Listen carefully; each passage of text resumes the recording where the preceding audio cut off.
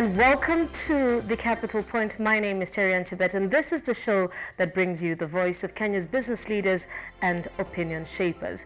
Now, almost everywhere you turn to in Kenya today, whether you're online or offline, you will always find somebody selling property. A plot, a house, a commercial property.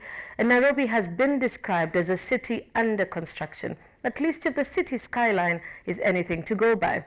But what really is the state of Kenya's real estate industry? With a slowdown in recent years and talks about a possible real estate bubble in the capital, Nairobi, Kenya's real estate sector has been experiencing some major challenges.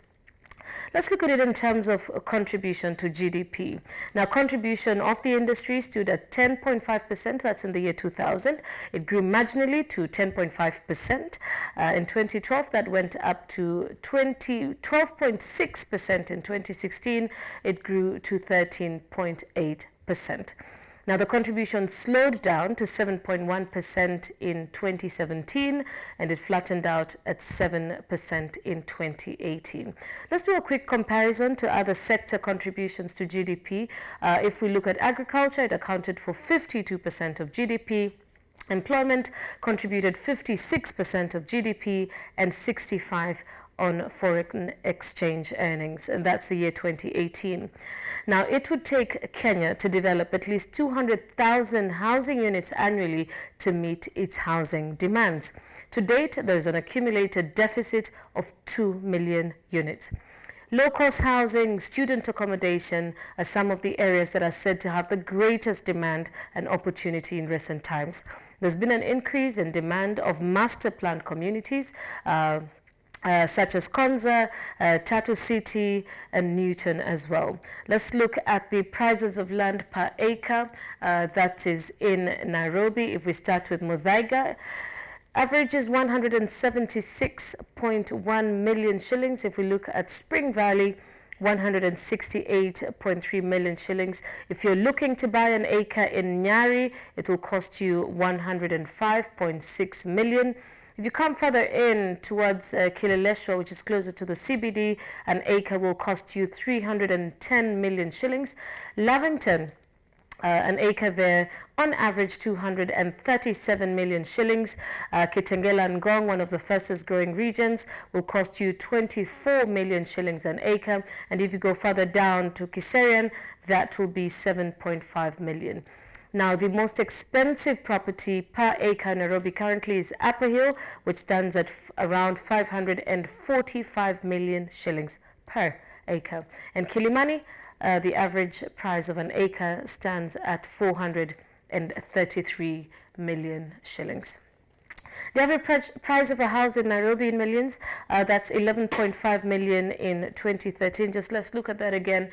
If you bought a house, an average house in Nairobi, in 2013, it would cost you 11.5 million, and that went up to 32 million shillings as of October 2019. Now, the Big Four agenda came quite heavy in the last few years. It aims to deliver 500,000 affordable housing units by the year 2022.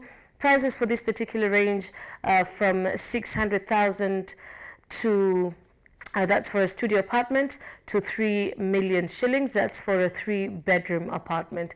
Prices of the houses that stand between 4 to 6 bedroom goes for 39.1 million, while 1 to 3 bedroom will cost 15 million shillings.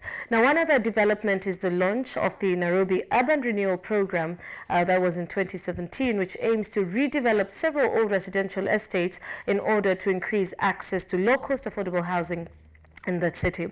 Now, in that particular program, 100,000 new units are to be constructed through the comprehensive plan, which seeks to accommodate about 650,000 people. The first phase of that program involves the construction of about 10,200 units in various estates, including Jivanji, Pangani, Bachelor Quarters, Old, and the New Ngara as well. Let's look at the hospitality sector, of course, which depends on tourism to generate its revenue and earnings, which has been growing steadily from 17.8 to 84.6 billion, that's in 2015, to 99.7 billion in 2016, while the number of international arrivals continues to rise. Now, developments in that sector, including dual branding, seems to be the new concept investors are going in for, in which within one building you find the services, you find service apartments as well as a hotel in the same building, quite popular within that particular industry. Let's look at the commercial side. According to a report by PricewaterhouseCoopers PwC, it was estimated that Kenya's office sector is becoming saturated. It's expected that office supply will exceed demand. And if we speak to analysts today, they say that exactly is the case. The rental may begin to fall as property owners begin to compete for tenants. Of course, good news for tenants there. The retail sector, on the other hand, has also grown with the building of malls such as the Hub, Two Rivers, Garden City, and that continues to grow. The middle class is growing, thus that means more disposable income. International and local investors are also quickly investing into the ready market, with concepts of the mall making Kenya the second biggest after South Africa with 391,000 square meters.